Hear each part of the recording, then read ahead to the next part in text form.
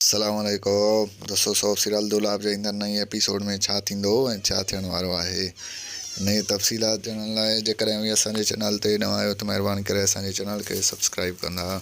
ईंदड़ नई ख़बर ॿारनि ताईं जल्द खां जल्द मुहैया थी सघे। दोस्तों, हाणे हलूं था ड्रामे जी तफ़सीलात जी तरफ़।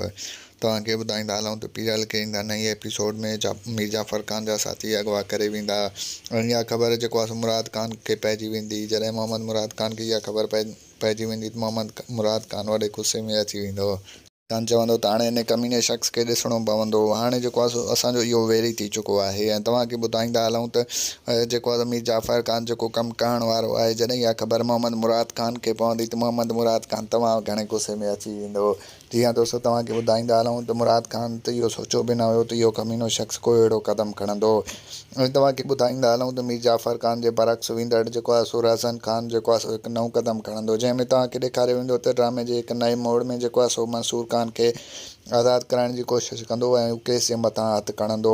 तंहिंखां पोइ अमा साइण परेशान थी वेंदी त हिन जे पुठियां रहज़न वारनि जो कहिड़ो मक़सदु आहे जो उन्हनि केस सां हथु खयों आहे। तंहिंखां पोइ बि चवंदा we have to wait and see, असांखे ॾिसणो आहे त आख़िर छा उन्हनि जो मक़सदु आहे ऐं असां इंतज़ारु करे ॾिसंदासीं। ॿुधाईंदा हलूं त उन्हनि जो मक़सदु हिकिड़ो आहे, मीर जाफ़र ख़ान खे जेको आहे सो झुकाइणु। तव्हांखे ॿुधाईंदा हलूं त मीर जाफ़र ख़ान जेको आहे सो पुलिस जे ज़ोर ते हेॾां त रहज़न वारनि खे झुकाईंदो ऐं होॾां मुराद वारनि खे।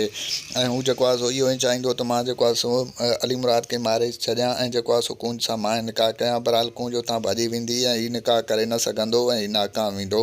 अव्हांखे मुंहिंजो रिपोर्ट कीअं लॻो कमेंट सेक्शन में पंहिंजो क़ीमती राय ज़रूरु ॾींदा। वठंदासीं, इजाज़त मिलंदासीं नए वीडियो में। रखंदा पंहिंजो ख़्यालु। अल्लाह हाफ़िज़।